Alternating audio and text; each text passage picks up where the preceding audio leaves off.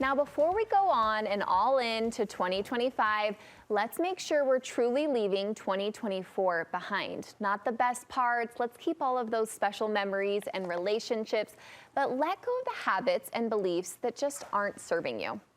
That's exactly what my next guest wants to do. He'll help you declutter your life and your mind so you can enter the new year with a fresh feeling. Studio 5 relationship contributor, Dr. Matt Townsend. Of course, it's him to help us today. Thanks, Matt. Be here, Dalen. This is fun. 2025. Yes.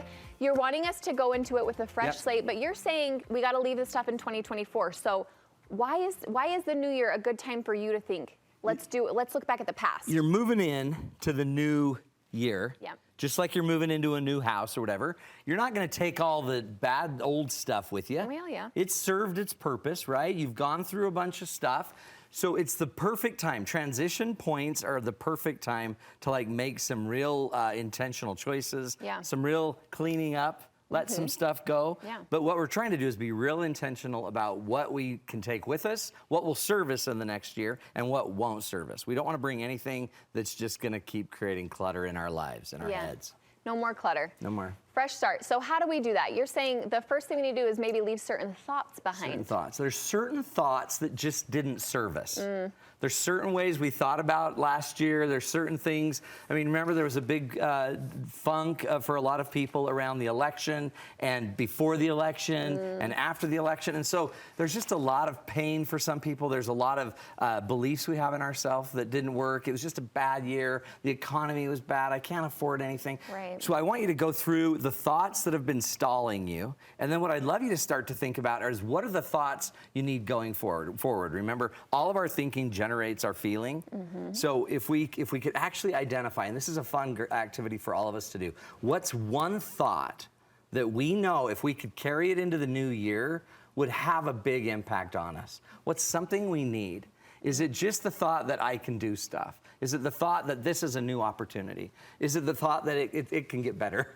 It's got to get better. What's the thought? And then I'd love you to get a thought and then maybe use it as a mantra, something that you can say throughout the day, 2 or 3 times a day. I have a person that just says, I am a child of God. That's all I need to know. And that helps them. I have others that are like, I can do it. I can do it. Or I know I can. I know I can. I know I can. So find your mantra. It could just be something as you're sitting around trying to figure out what matters most in your life. Find a quote that matters. Find the perfect line and just start telling yourself that throughout the year. So we have a new thought going into 2025. A good practice for yourself. I think sometimes we focus that on family, right? Like we're always like, oh, what's the family mantra? Which is important. We nail that. But it's also important for yourself. That's right. Oh, so good. Especially as the center of the family, right? Yeah. If it's good for family, if it's good for corporations, if it's good for Studio 5 to have a theme, it's really good for a person to have one as well. Individually. Yeah. You matter. Feelings of regret and resentment. We need to let those go. A lot of us have some past regret, things we wish we had done that we didn't do. We have past resentment from something that's happened to us, a relationship that didn't go so well. Remember that regret and resentment, they actually serve a small purpose, right? But the purpose kind of ends once we've learned.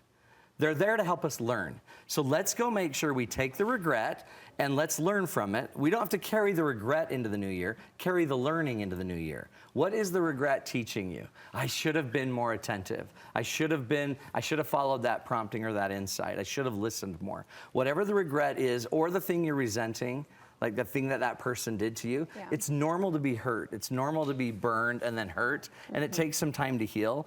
But one of the things about resentment is resentment and our thoughts don't necessarily heal till we process them.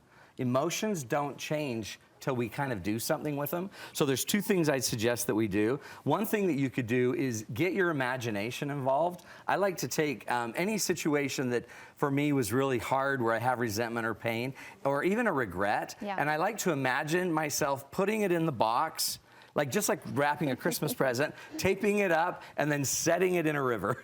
Oh, just set it in the river and then just watch it go downstream. Yeah. And I might do that 2 or 3, 4 times a day on things that I have really messed up. I need to let it go and just visualize it going downstream. Another powerful one is writing a letter. If somebody's hurt you, you got to get the emotion out of you. I would write a letter, and you know what? I would put everything in the letter you need to put in it, even if it's things that you don't think you should say. And you don't want the police to know that. There's Write no it down. judgment. There's Get no judgment. all the emotion out of it, and then don't send the letter. Just get it out of you. If you want, you could then go do something with the letter, go burn it, go bury it. Send it down a river. Yeah. Send it down a river. Process the emotions or they're going to stay with you. Okay, let's go through unhealthy habits that discourage us. Yeah. Have you ever had a habit that discouraged you? Yes. I can't even imagine. Of course I have. Of course I have. It's called chocolate. It's called chocolate. Yeah. Mine was Diet Coke. Okay. I don't know if anybody else has this issue, but I used to be able to not get enough of it. I have officially gone 509 days and 10 hours without the Diet Coca-Cola beverage. Wow. And the reason I stopped is because it was discouraging me. And so discourage comes from the root word courage, which comes from the Latin and the French word cœur, which means heart. Anything that doesn't support your heart will end up discouraging you. Any habit you have that takes away your power, your will, your heart starts to eat you up, right? So one of the things I'm going to just suggest to all of us, let's find one thing. Doesn't have to be Diet Coke, by the way. But that was just seriously, it was bogging me down. Right. I couldn't start a day without it. I couldn't end a day without it. It was my best friend.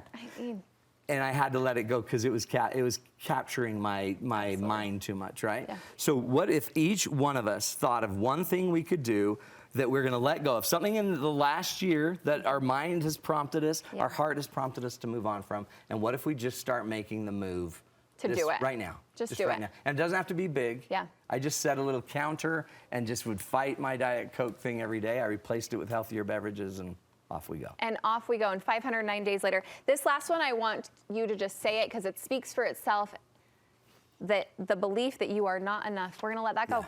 You gotta believe. Gonna let it go. You're enough. Most of us don't think we're enough. And part of that is a survival technique that our mind likes to think, we always got to do more, always got to do more. But we are enough, right? The researchers have found that if you just add up the odds of you being alive, it's about 1 in 400 trillion. Yeah. You're a 1 in 400 trillion being. And we're like, I know, but I could be so much more. But you are enough. you are enough. So go be grateful for everything you had from 2025. Make a list of everything you're grateful for. And then go make sure you help other people believe that they're enough. Yep. Go start spreading the word that you're it. enough. Find the good things that other people are doing and share the joy. Love it. Become 2025, here we come. It's happening. Another thing that's great that we're excited about, date night coming up, Valentine Saturday, February 8th at 7. We still have a code. Yep. So make sure you use that. And we're going to do everything we can in that 2-hour meeting to help you and your partner get some real immediate action on some of your biggest issues that you're troubled with. Can't wait. I'll be there. Get there. It's awesome. By the way, it's killer time to bring your friends, your family, the ones that are really messed up. Not you, of course. Bring all those people. But the ones that need it. Thanks, Matt. Thanks, Dan.